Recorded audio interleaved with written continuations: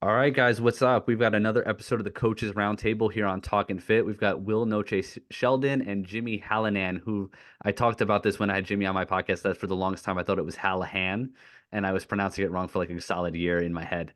That's But good very thing. normal. But thanks for being here today, guys. I know Jimmy's got a Ferris Bueller thing going on where he cut out of school early to be here, so I appreciate that. Man. Shh. Shh. So, anyway, if you guys don't mind, maybe just like a brief intro on who you are and how long you've been in the industry for. So, if Will, you want to go first? Yeah, I'm Will. I've been in the industry since 2017. And what was the last part? Just how long you've been in, who you are, what your business is, and kind of people you help. Okay. I run a company called Be Great. It's a online nutrition and fitness company, and we really help people, get stronger and develop healthy eating habits and, live. I really encourage our clients to live the simple life. So learn how to simplify nutrition and health and have that long term. That's awesome. All right, Jimmy, you're up. First off, Will is being all like humble right now. He He's was got an very humble, awesome yeah. company. He's got an awesome company. They're gonna blow up. I can see what their future is already. So I'm excited to be with Will. I'm Jim. I'm just a high school teacher and been doing that 23 years and I have online nutrition. I don't do the fitness aspect as of right now, but rolling that out this year with writing programming. And I've been doing this since 2017, same Oh, as Will. oh, nice, man. You're gonna start doing programming too. Yeah. Yeah. Oh, that's pretty cool. Teasing it in my posts at the end of the caption for people who read it. But yeah. Do you guys do either one of you guys have a I know they both kind of go hand in hand. You kind of have to coach both to a certain degree. But do you have a preference on coaching like the nutrition lifestyle stuff versus the programming side of stuff? I know there's some people who are like, I just want to coach workouts. I don't really have a passion about nutrition. There's some people who feel the opposite. Do you guys have a preference either way? So I think for me, I get passionate when the person receiving the information is passionate. So if the Mhm. client is actually curious about programming principles and wants to dive in, I'm hyped to talk about it because I know that they're actually taking the information and wanting that information at that time. Mhm. Same with nutrition. So like if they want to talk about nutrition and dive into those principles, I'm super excited to dive into those with them. But I don't like throwing something out there if you can tell that it's not being received at all, I Yeah, guess. yeah. It's like being on a date and the other person doesn't want to be on the date. It's like, okay, well, so I Tell think us what Will, tell us what that's like. I actually don't. It was just a guess. I had no clue. I was just trying to relate, like get like bring. It actually probably didn't work because neither of you probably can relate with that either. So We just didn't know, maybe. no, yeah, I don't know, dude. So, but that's the idea, I think. But I guess if I was just in a room alone thinking about which one I would prefer to talk about nutrition versus fitness, Mhm. or I mean versus programming, I guess. Damn. I think nutrition for me right now, like I like learning about that more. Mhm. Just I understand that, they're as technical as you can get with perfect programming with, sets and reps and schemes and tempos and all this, like there is no perfect program. Like at the end of the day, Mhm. somebody in jail who's working out every day and doing a lot of, excessive repetitions, like they're still going to get jacked. So it's just like, Yeah. I mean, but there is science to it, of course, and I really respect that. And I love learning about that and proper recovery and all these things too. So I geek out on programming pretty hard. So they're both cool. What about you, Jimmy? I'm Yeah. assuming nutrition. The nutrition, yeah. I mean, just I haven't. The last time I was involved with training was over 20 years ago when I was working at LA Fitness as a trainer, Yeah. and I became the manager of the training department when I was still in college, which is wild to me that they even would let people that age. Like I would look at right now, like a 21-year-old, like Oh yeah. you don't know anything, but at the time, you're like whatever, more than the person, more than the client, and you're Mhm. helping them get better at stuff, and you're creating that environment for them to be consistent. But so the nutrition is big for me because that's an area that it's 24/7, and there's that Mhm. struggle with it. I love having those conversations with clients that are struggling with it and they're open to suggestion, they're trying these new things and they see these victories in that area where maybe they are in a social setting or around friends or family, or they normally would have done this emotionally and now they're doing this. So I really like that. I like the idea of the program because now you actually have some concrete, hey, your numbers went up. Hmm. Sometimes people, they're just so focused on the scale, they don't notice all the wins that are happening outside of the scale. And at least then with the programming aspect, we have a little bit more control over how the two go together. And you can point out visible wins. Hey, your nutrition hasn't been on point, but hey, you got a few new PRs this week. So we'll see Yeah. when I start doing that, what I like more of. Yeah, I have a quick little side story about I was working at a big box gym when I was like that was my first job as a trainer. Was 23 years old, big box gym.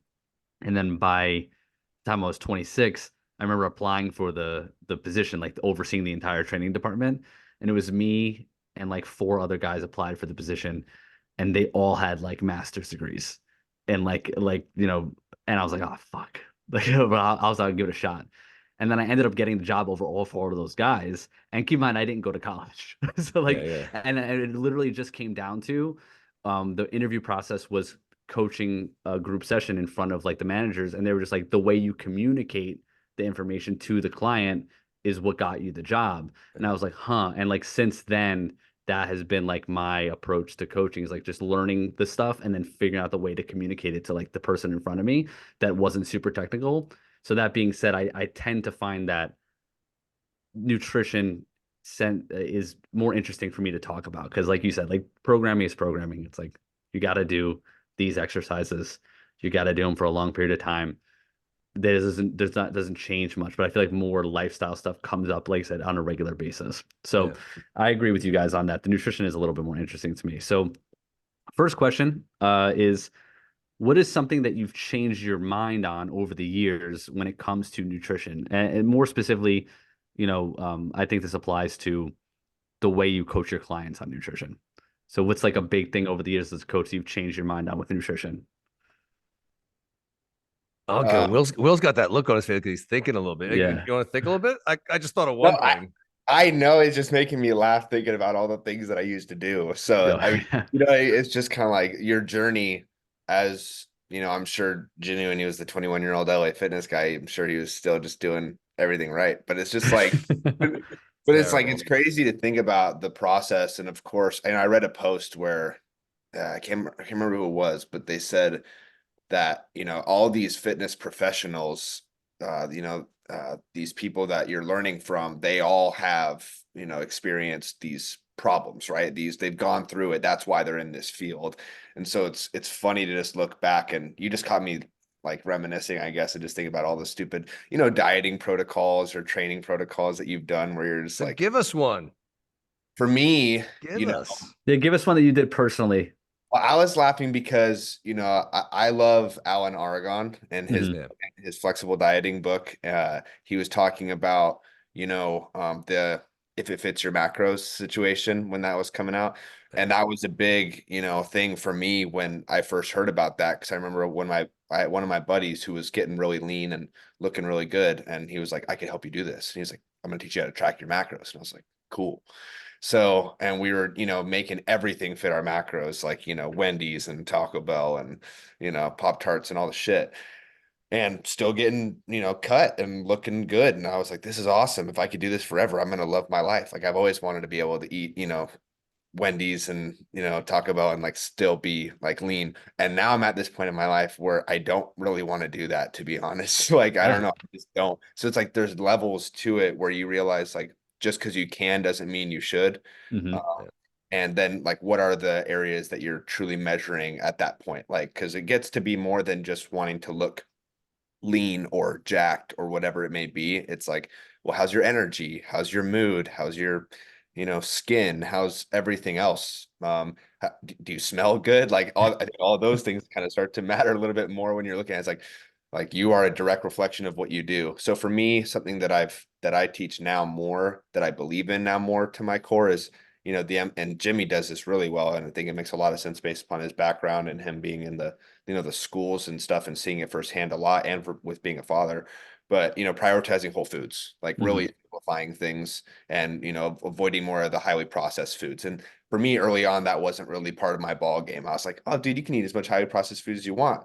And then I was like, oh, I read, things like salt, sugar, fat, or, I started diving into things where I was like, let's maybe look at some things a little bit differently here. Not that I'm not still a fan of cereal and, things Yeah. like that. Yeah, it becomes more of a game of just moderating it to a degree where you're still enjoying it. Because I find that too. I have that conversation with clients a lot. I'm like, listen, you say you would love to eat pizza every single day until you eat pizza every single day for 3 weeks, and you're like, I don't want to eat pizza every single day, right? So it's more the idea of being able to eat whatever you want. And I usually frame it for clients as just it just comes down to responsibility. Like even if you like you said, even if just because you can doesn't mean that you should. And so I think that's really something. Yeah, as I've gotten older, when I was younger, I was like, oh, that's so boring focusing on quality of food. Just be able, you should be able to eat whatever you want as long as it fits your macros. And now that I'm older, like I don't even track my macros. I focus on whole foods. I focus on lean proteins. I focus on quality carbs. And if I want to have a cookie, I have a cookie. But it happens very, few and far between nowadays. Jimmy, what's the big thing you've changed your mind on with nutrition? Well, from back 20 plus years ago to now, there's probably been a ton of things. The one I could think back when I was training at 20, 21 years old, 19, 20, whatever, however old I was, it was eat every 3 hours, stokes your metabolism. And there was a guy that was kind of like my mentor at the gym with the training side of things. And he competed, I'm assuming amateurly, getting on stage. And he hated cardio so much. He's like, I eat every 3 hours. I set an alarm to wake up 3 hours. Like he'll have like a casein shake before bed. An alarm wakes him up 3 hours later, so he can drink another shake. Goes back to sleep. 3 hours later, he's getting up to start his day and eating. And it was every 3 hours because this stokes your metabolism, and it would get him lean for a show. That was the thought at the time, is that more frequent meals increase your metabolism. We now know that has been debunked. And then the rep ranges for hypertrophy, it always had to be, maybe 12 to 15 plus for hypertrophy. It was below that, it was strength. And those things have all been debunked. You can absolutely have hypertrophy in a 6 to 8 rep range. And there's a potential downside when your rep range is too high because you get bored. You're like, how many reps do I got to freaking do? It can be tough to get to failure. And I found for myself, I like failing by 12 reps. It's like, Yeah. okay, how's this going to keep going? And in fact, you have to really make sure when you're getting to those reps a little bit higher that you're really, truly failing out mechanical failure. It's even more important when the reps are getting higher than lower. Those are one example from each area that's changed in terms of coaching. With what you guys were saying, I created a spreadsheet with my clients when I first started, and it was just them filling out macros. I just want to see their macros. And there's other things I'm looking at, some biofeedback stuff, but it was, these are your macros. This is how the scale responded. That's all I paid attention to. And then 2-3 years ago, switched over to using a different app, Chronometer, with my clients. And now I can see food quality. I can see how many meals a day they're eating. I can see how things are spaced out. I love the fact that they can add notes, like a little journal entry at the end of each day. Like, how are you feeling? How are you enjoying this process? How is digestion? Has it been a stressful week? All those things matter so much more now than when I first started with coaching. So that's the biggest one I can think of in terms of the style of coaching. What is your guys' stance on like meal timing as a habit? Because I agree with you. Like the whole I got to eat 6 small meals a day or eat every 3 hours. We've seen that doesn't mean anything. But like, where do you stand on when you're coaching your clients, the importance of timing out your meals throughout the day?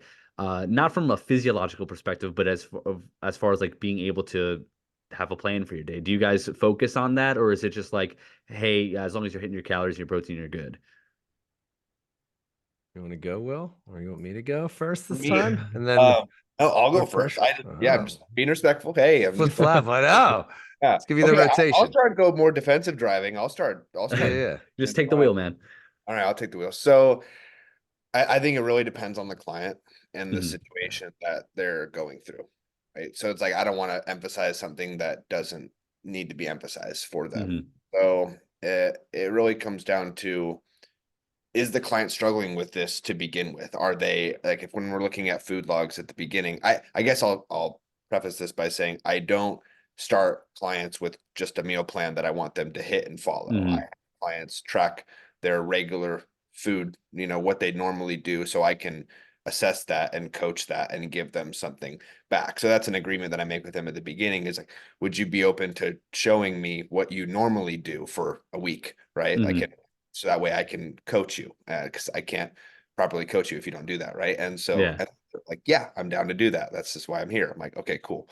So then I can see, and if they've been eating 500 calories a day and they're honest about that, they've been really underdoing it. It's like, okay, we might need to look at your daily schedule and figure out when you can start to get more meals in and get more food in, right? Versus if somebody's um already really clear and diligent, and their meal timing is pretty, you can tell that they prioritize meals and they get feeding windows in, but maybe they're still a little low or a little high or whatever, Hmm. whatever it may be. So I emphasize meal timing and I definitely look at all my clients like schedules with them to understand their workflow, to understand, what their day looks like, because I want to know what their day looks like, because then when things do come up, I'm in the driver's seat and I'm aware of how we can make changes to that. Because I know that, oh, well, you get your kids at 3 o'clock. So let's talk Hmm. about, how that affects it. Or I know when you train, you prefer to train in the mornings, right? So then let's talk about that. And so definitely important for me as a coach to know schedule. I prefer to know their life. Yeah. Yeah, and I think it is very individual. I do think one of the big and habits I see with people is that just like they go too long without eating during the day, and then that's what leads to cravings or inhibitions going away and things like that. So uh I try to guide people like, hey, ideally I'd like to see you get at least three square meals per day, and then we can fit in like, protein shake here and there. But again, that's fluid too, because some people are just, if I have one client right now who's works and is in college, so there's multiple times a day where she's like literally just walking from class to class and is in this like 3 hour time gap. She can't sit and eat a meal. So like, yeah, we're not going to do a meal, but like if you have a history of going 7 hours without eating and then you're stopping at Wendy's on the way home, then maybe we need to fit some sort of protein in there. Jimmy, do you take Yeah. us like any approach with that? Yeah, I lean with what you were just saying. I lean towards that. I want to see if they're hitting energy dips, if they're hitting extreme hunger and those types of things. If their life is really stressful, maybe intermittent fasting isn't the best Yeah. strategy for you. So if somebody's telling me I'm not hungry at breakfast, I don't need it, I feel fine without it, but then we're seeing this pattern that happens later in the day, Yes. then it's, hey, let's experiment with having something for breakfast and see if this changes your mood, your hunger, triggers, temper, and those types of things. So ideally, if we can get people eating 3 to 4 meals a day, spaced out somewhat evenly, with enough time in between so they're actually digesting it versus every 3 hours, if people Yeah, can get yeah. maybe a 4 hour gap in between, it's a little bit better digestively. So No yeah, alarms in the middle of the night. no alarms in the middle of the night. Yeah, like how are they training? What type of training are they doing? Can they squeeze those things in? So it's like a combination of the two things that you're saying. How's their schedule? And then what symptoms are popping up because maybe they're not eating enough, or like you said, it's too long of a gap. And I've had Yeah. several clients where I'm like, you need to have like you're done work. You didn't eat since this time. You have an hour-long drive home. And by the time, and you don't really feel that hungry, but by the time you get home, you're ravenous. Hmm. Let's get a protein bar for the car ride home. Something where it's taken the edge off, and see if Yeah. that strategy helps for when they do get home. So yeah. Well, selfishly, one of the reasons why I like having these conversations is because, as coaches, I'm sure it's very easy to get caught in your own bubble where you're Yeah. working with your roster, your audience, and you start to be like, am I the only one who's dealing with these as a coach, dealing with these hurdles? Because, when you see the perception is like, oh, everyone else's clients are just like adherent all the time, right? Yeah. And, but it's funny that when you're describing those things, I'm like, oh yeah, this is stuff that we just run into every day. I think it just shows the value of having a coach. Which brings me to my next question, which was, I'm just gonna. This was actually one I asked when Aram was on the show too, but I would love to hear your guys' opinion on this too. So the client asks, or the person asks, Kathleen asked a question for someone who is results driven and their main goal when signing up for a coach is to lose fat. What advice do you have to offer them when they're just starting out with switching their mindset from being super results driven to more of like a long-term approach? And she said in parentheses that she has friends that are in the same boat as her, but they're hesitant to hire a coach. So what advice do you give to someone, just to clarify, like they're super results driven, they're very obsessed with like seeing a result when they hire a coach, but they're trying to switch over to more of a focusing on the process long-term mindset. Yeah. I would ask them right off the gate, what results have you had in the past that make you so driven to be results driven? Okay. Yeah. So, well, when I did this, I was really locked in. I lost this much weight. And then why are you calling me? Yeah. Well, Yeah. because I put all the weight back on. Okay. Cool. So it's like if we could establish, hey, all the times in the past you've been results driven in this area, and it created maybe something extreme that got you a result, but then it was not long lasting. I'm assuming that you're frustrated now with this process and you don't want to repeat that cycle. If they're saying yes, and they're saying they're really looking for long-term strategies, I'd be probably asking more questions, finding out Yeah. more about what things are they willing to do, what things are they open to, how do they picture long-term strategies looking like, and see what kind of ideas they come up with. Is walking part of what you picture a long-term strategy looking like? Is lifting weights? Is sleeping? What things are you picturing being part of your life in this long-term strategy, to get an Yeah. idea of what they're even picturing? Because if they can't picture what their life is like and what their lifestyle is like, then they're still results driven. They're just frustrated, and they're hoping that you're going to be their therapist and fix everything for them through coaching.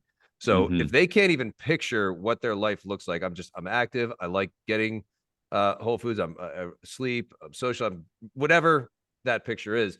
Then it's, let's hold you accountable to some of these action steps right now while they're not part of your lifestyle, reminding you these are the values that you said that you wanted to be part of your life. And let's just start with there. Maybe we're not looking at the scale. Maybe we're just getting used to logging meals with pictures, or instead of tracking things. But it's really that conversation, all the back and forth of what things are they willing to do? How are they picturing it? And then let's hold you accountable to the goals that you are creating on your own, that are lifestyle stuff. And not every day you're going to want to do it, but you see the value in it because walking's good for you. And you notice, Yeah. oh, I do feel better every time I do that. Hey, I know you don't feel like going for the walk today, but how'd you feel yesterday when I felt better afterwards? Why don't we just get out there and walk today and see? So I don't know. That's my No, that makes a lot of sense, man. I'm really glad that you said that, actually, because that's an exercise I've been doing with my clients over towards the end of last year, going into this year. Was I had them, on a group call, and I was like, just picture you woke up tomorrow, you had your goal body, it's exactly your goal body weight, you looked exactly how you wanted to look, and you just knew that your body wasn't gonna go backwards. You just inherently knew you were never gonna gain the fat back. But you had to make decisions based on what was going to make you feel your best, what was going to give you the most energy and the most confidence. What would you do? And every single one of them was like, oh yeah, I'd probably eat more meals. I'd probably focus on my protein. I'd probably work out. I'd make sure I got my walks in. Cool. Let's do that stuff now. Because like that's the stuff you would do to feel your best. It's just the results driven thing where I get lost with that with people is that I don't think that you're actually results driven. I think you're using the lack of results as an excuse to quit. So and you're like, using and when they say results driven, they're clearly speaking about only one result. yeah, one result. So it's even that's a question to ask. So when you say that you're results driven, do you care about the result of being in a better mood? Do you care about the result of not being bloated? Do you care about the result of having better blood biomarkers? Do you care about the result of having nice shits? Like, well, no, not really. So Yeah. then what result are you so driven by? If it's just the scale, then you're not really in this for the long-term lifestyle aspect. Yeah, yeah. I know we talked a lot. But yeah, what did you have? Well, and just to piggyback off that, like, and if it's just for the scale, the question really becomes, are you doing it for you, or are you doing it for what you think another person is saying about you? Like, especially for like my female clients, that's a conversation we have often. It's like, is the common conversation between you and your friend group, that you need to get below 165 or 135 or whatever it may be, where it's, or 200 or whatever it may be, where it's like you guys have this idea of what the number should say, and that means that you're healthy. It's like, no, that's all relative. It's all relative to the individual. But no, I think Jimmy hit it on the money with having a vision and really painting the picture. That's what I spend a lot of time with my clients on. But even with myself, I mean, that's where I found the most success, to understanding what's on brand for me. Like, Mhm. what is that ultimate version of Will? How does he walk? How does he talk? How does he dress? How does he eat? How does he hold himself? Like, Mm. yeah. Mm. Let's go back to that. How does he walk? How does he talk? Slower. No, Say it but slower for Jimmy. for real, like all those things really start to matter, because how do you want the world to perceive you? How do you want to perceive yourself? And what, because then that gives purpose to those factors that Jimmy was saying, all those biofeedback of your digestion, your energy, your mood, all these things, your mental clarity, your focus, and they all start to have meaning. Because for me, I'll paint like a quick example. Like, I have a habit of really eating fast, and that leads to me overeating a lot. Like, I struggle Mhm. with, I love my normal eating habits is I can eat with the best of them. Like, I just Mhm. love packing shit in. Like, it's so fun. Like, all right, let's eat as much as we can today. Right. And so but and then I start to look at, okay, how does that affect people around me? And so I have a big family, Adam. So I have nine siblings. So, if I'm at a dinner table and my younger siblings are watching me eat food, right? And it's like, Yeah. oh, your brother Will, he's always just like, he barely comes up for air, right? He's just inhaling his food and then he's out. It's like, well, that's in my family, that's disrespectful, right? I'm not Yeah. respecting the table. I'm not spending time to even open up a conversation. I'm quite frankly, I'm not even like lifting my head up to see how everybody's doing, right? Yeah. Yeah. Well, then it comes down to like, well, is that on brand for me? Is that the kind of person I want to be when somebody chooses to have a meal with me? Like, no, Mhm. that's not. So then I have to really dial things back and be like, hey, you're somebody who eats slow. Fuck, that's not fun. That does not sound like something I want to do. But it actually is, because spending quality time with my family or my friends or whoever it may be that I'm eating a meal with, that matters more to me than the selfish act of me eating as much as I possibly can, as fast as I can, so I can get to my next thing. Mhm. So connecting a purpose with every action that you do, or even like the ideal body composition. For me, it's actually, I recently discovered this with my coaches, right? It's me being leaner. It's not me being, 5'10" and 225 and jacked like I thought I, wanted to be, and, whatever. It's more like, no, I enjoy the idea of being leaner.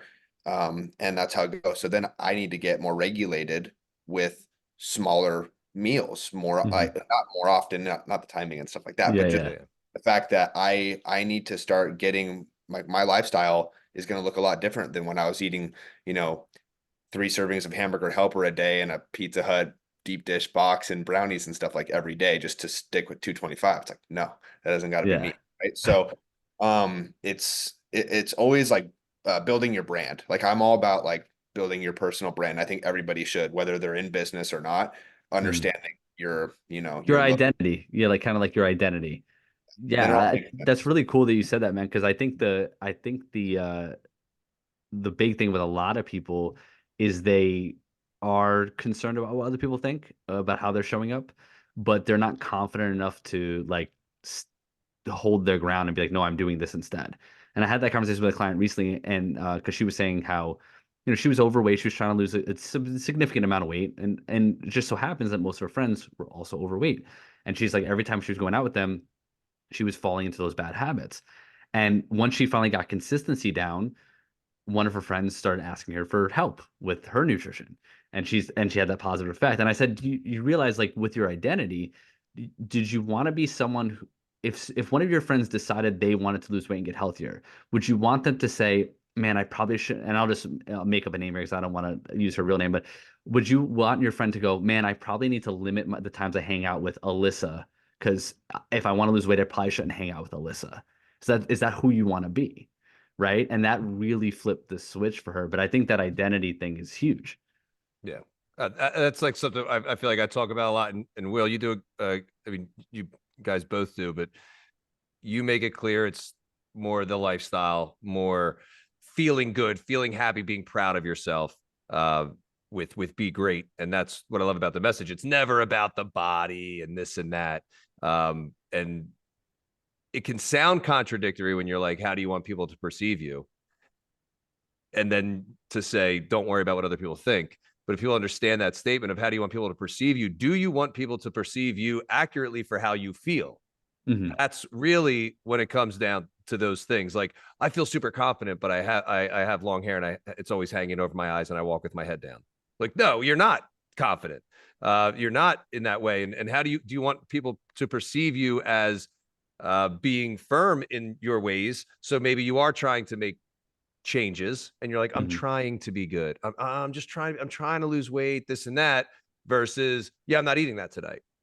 You Yeah. know, you're presenting yourself as weak, and that you care more about their opinions and impressing them with if you're going to drink and eat with them or not. So it can sound contradictory, but it's not. How do you want people to perceive you? Accurately Yeah. or inaccurately is really what we're saying. And Yeah.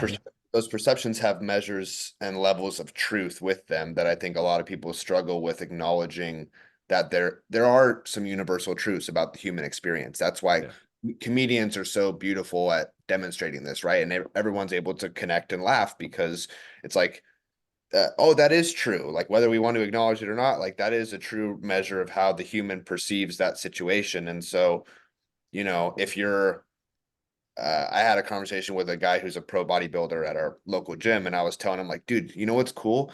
His name's Jesse. I was like, Jesse, you know what's cool? I just finally acknowledged that I'm never going to be as tall and big and jacked as you, but I'm going to be super confident in like my body and my frame. And so like when I'm next to you, like I could make a joke confidently about the fact that like I'm a little mini me of you, but like that doesn't make me feel uncomfortable. I'm just like proud of that. Like this is like totally the way it is versus me being like, pissed off in my headphones, like, God, I'm just like, fuck that guy, It's like, no, you don't need to be that way. Just acknowledge the fact that, hey, I'm short and you're tall, right? Or like, Yeah. hey, I'm good looking and you're not very attractive, or whatever it may be. It's like, so it's just like, nice, Jenny.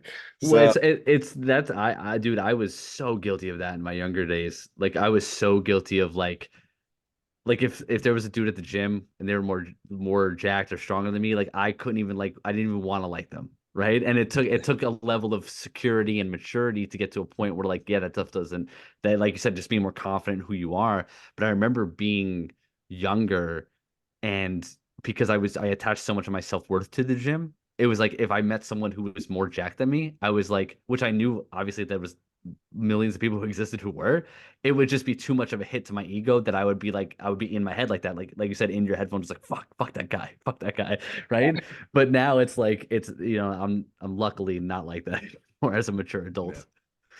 Yeah. Oh, next question. I will do two more if you guys don't mind. Yeah. Um, what is a very common nutrition mistake that you see clients make, like but prior to coaching? So, like, what's a very common nutrition mistake that you see people make before they start coaching, and then when you're coaching them on it, they're like, "Oh, damn, I didn't know I should be fixing that." Like a big revelation. I mean, one right off the bat is just people thinking that they're eating, high protein foods that aren't high protein foods. They just Yeah. think That's the like, first thing I was gonna I, say. Like, I had an egg for breakfast. yeah, So I'm getting protein. Yeah. Yeah. yeah. It's like, dude, you're a 240-pound male and you're telling me that you prioritize protein. We're looking at your logs and you've consumed like 48 grams of protein a day for like the Yeah. past.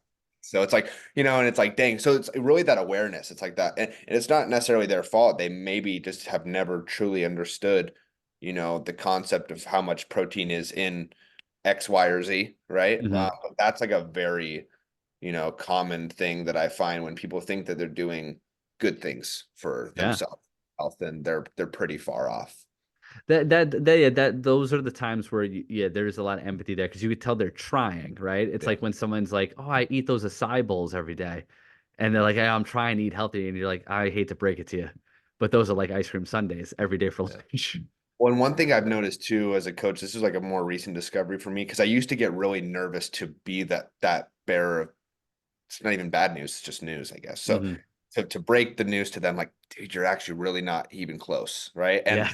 but the fact is, like, they reached out to you because they're willing to be wrong. Like, Hmm. hopefully, for the most part, right? Sometimes, like, oh, okay, I guess I'm gonna take my bag and walk. But it's like, hopefully, they're like, no, thank you. This is why I'm here. I need to know what I'm doing wrong, and I want to do right. I just Hmm. didn't know. And if you hold back from telling them those hard truths, and it's just a hard truth temporarily, because then if you're giving them the true truth, then ultimately they're going to be super grateful because they realize, like, oh, this is what I needed to know long term, regardless of how long it's going to take me to actually apply it and get there, which is Hmm. again why they have a coach. And hopefully you're a good one who really cares about them. But it just comes down, I know you are, I'm just saying for Yeah, yeah, no.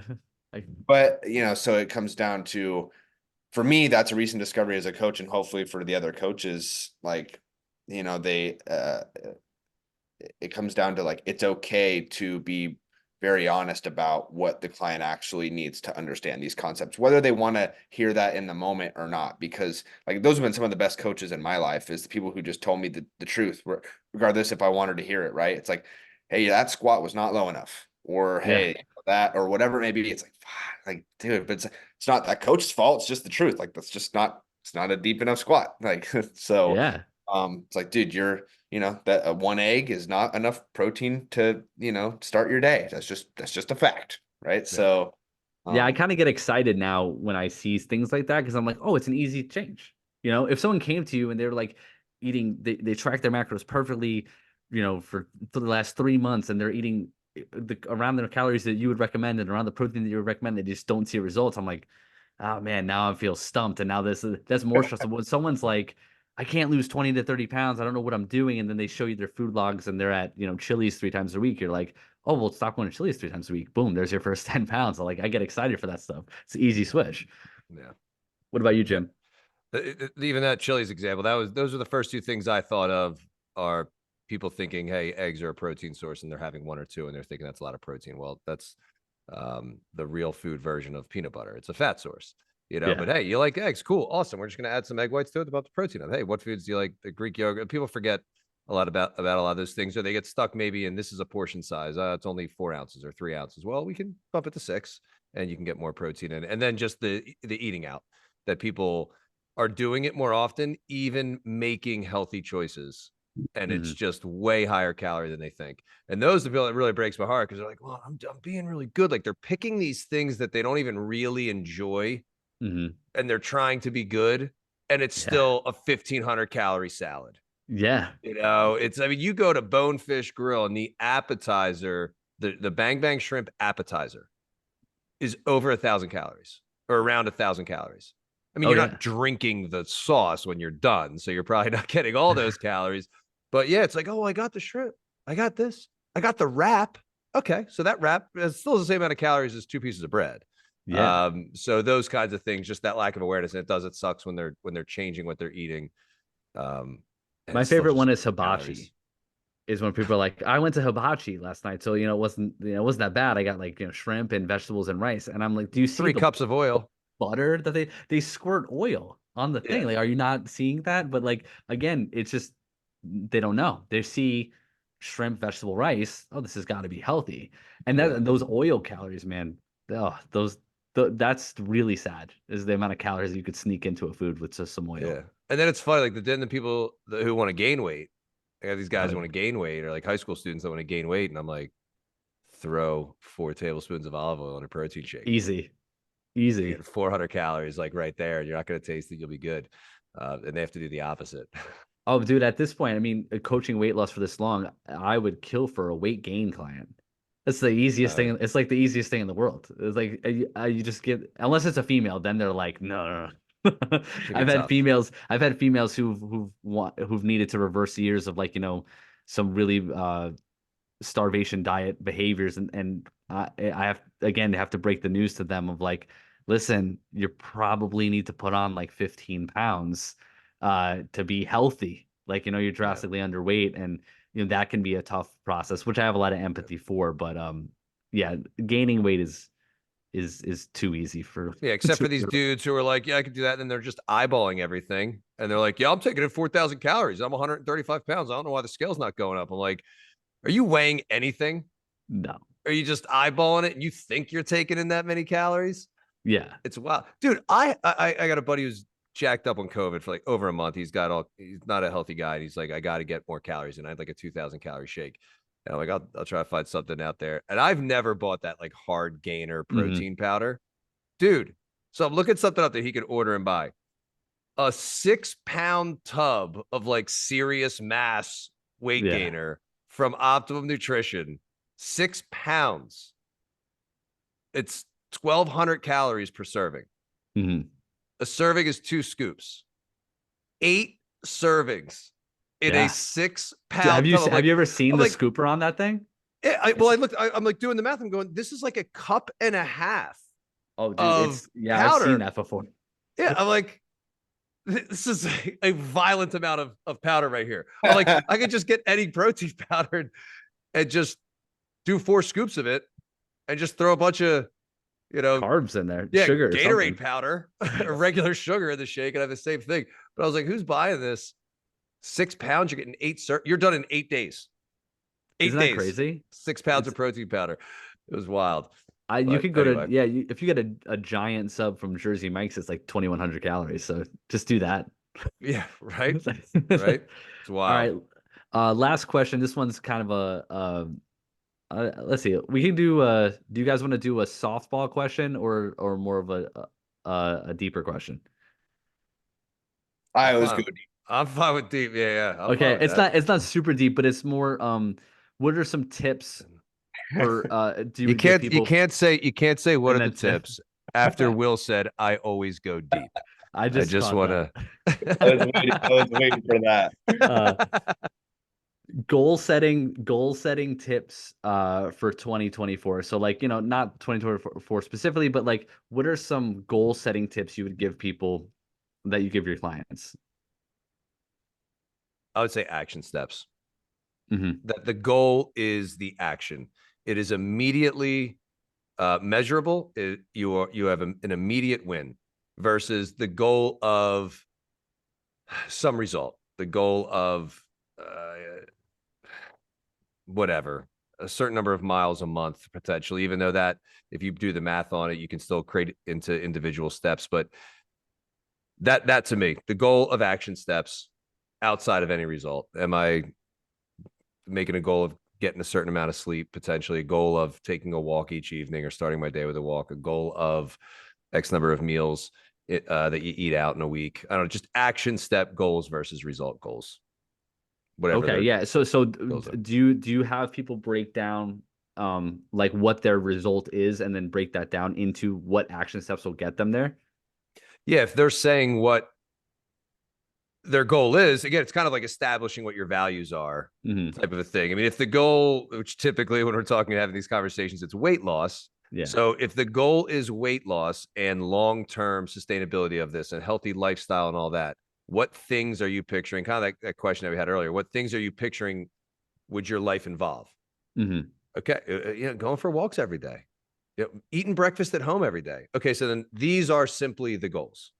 If Yeah. the weight moves, the It's a weight bonus. moves. If we're establishing that another win, you got your walk in, another win, you made your breakfast, you're just stacking win after win after win after a certain period of time. Okay, hey, it's been a month.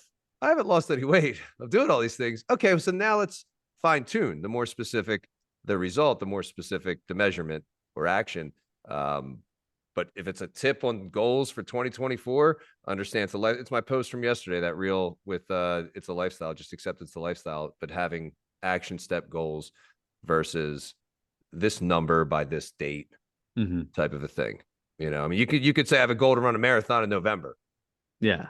Well, But still break that what? down into action steps. Yeah, like Yeah, you have to complete the action steps. So what do you? What the whole year was worthless until you get to the marathon? Like yeah. you just no. Well, I didn't run it yet, dude. You've been awesome with the training. Like, how you feeling? I feel good, but I didn't run the marathon yet. So, you know, it's so you'd have to create those action steps. Let the steps be the goal, so you're able to stack wins and stack wins every day. I love that. What about you, Bo? So I've been thinking about like what would partner well with that, right? Because I don't want to say the same thing, but yes, I'm big time into action steps, of course. I think to bring this back to my idea of the ultimate you and that vision and having that idea, that takes time. It takes time. We've never arrived at that. We're continuously pursuing that. So to acknowledge that there are incremental steps of development is Hmm. important. And I do that with my clients a lot. I'm like, hey, look, I understand now that I know who you want to be. And I also am aware of who you are right now, or at least how I perceive you and how you perceive yourself. Well, what does make sense for us to reach at the end of this year that we can manage and that we feel comfortable and controlled working towards? So like acknowledging what can be done in a year and depending on how fast you want to do it or how slow, or the speed that makes sense for you, because some people come in hot, right, and they're ready to just go all out, and I could try to justify or convince them all day long that they need to slow things down. They're gonna find that on their own, or maybe they're not, and maybe they really are just wired hot. So acknowledging, like, okay, they want to shoot for the moon right now. So then let's talk about what shooting for the moon looks like for this whole year, and what the pros and cons for the other areas of your life look like by doing that. So always acknowledging like that end picture of the year, like at the end of this year, where do you want to be and how do you want that to look? And then let's talk about what that looks like for your year. Does that mean you don't go on any trips? Does that mean that you go on all the trips? Does that mean that you're drinking more than you usually do, or not drinking as much as you usually do? Like, what does your year look like because of that? Like, and so then one thing I have done with all my clients in regard to goal setting for this year was I asked them, if you could choose one word to define this year for you, what would that one word be? Where if nothing else was accomplished this year, but that one word, like, you would be proud of the year. Like, so at the end of the year, whatever that thing is, if that happened, it got you ahead. It got you closer to being that person that you want to be, right? So what's that one? So, and that doesn't have to be necessarily fitness or nutrition or health related. But then once you break down any word, right, there's layers to it, and then that word ends up. Well, in order to do that, you probably, it usually ends up encompassing fitness and health and mindset in some capacity, right? Because it all does. So it's like my, action for that, I guess. But That's awesome. No, I appreciate that, guys. One thing that I heard recently that resonates with that question is giving yourself a grading scale. So like a lot of times people are just in the pass fail mentality. Like I have to accomplish this or I failed. But like, okay, this is your A plus goal. Well, what would constitute an A? And you can do this on like a weekly basis. Oh, an A plus week would be 4 workouts, hit my calories 7 days. Okay, cool. But what's an A?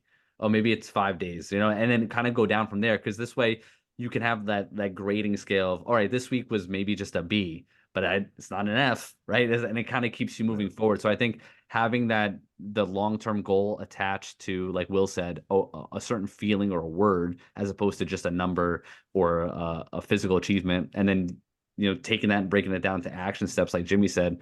I hope you guys actually do that and don't just listen to us talk and then just go back to whatever you were doing before. And then even just the idea of like it never ends. Like for people to wrap their head around the fact that it never ends. If the goal is lose 20 pounds, you don't go back to what you were doing before. Yeah. So just for people, no matter what their goal is, even if you get to it, there's gonna be another goal. Yeah. So to think that the stuff never, you're not, that you just sit back and relax. You can go back to Tito's and Cheetos. It's not going to happen. So yeah, get over the idea. It's forever. Or you can keep going Tito's and Cheetos, and that'll never end either. Full investment. Dude, That's what I tell people all the time. Like, listen, if you don't want to get healthier and improve that stuff, that's okay too. Yeah, You can never work out, not worry about your steps, and eat whatever you want every day. That's fine. But then you're just not allowed to complain about it. Yeah. You can't then complain like, oh man, I really need to lose weight. If that's what you want to do and that's going to make your life better, that's cool. I'm not judging it.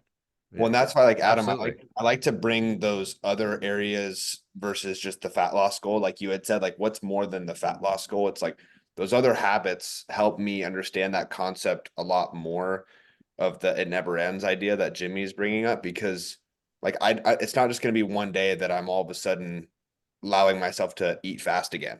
Yeah. Like and just like be rude at the dinner table. It's like, no, like this is a habit that I want to instill for the rest of my life, which means, damn, like that's, I have to acknowledge that I'm never going to be able to be the dude that, scarfs Is down.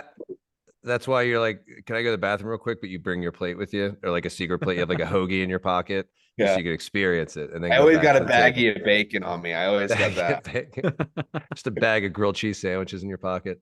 Yeah. Awesome, guys. Well, this was great. I really appreciate you guys taking the time today. If you wanted to give people a quick way to reach you, if they liked what you guys said and they want to follow you on social media or check out a website, where can they find you guys? My Instagram is at begreat.co. So just super Go there. Yeah. Instagram at Jimmy Nutrition. Super simple. That's the easiest way to contact and reach out. Awesome. Well, thank you guys. I genuinely appreciate this. It meant a lot to have you guys on here today. And awesome. Talk to you guys later. I will stop recording this.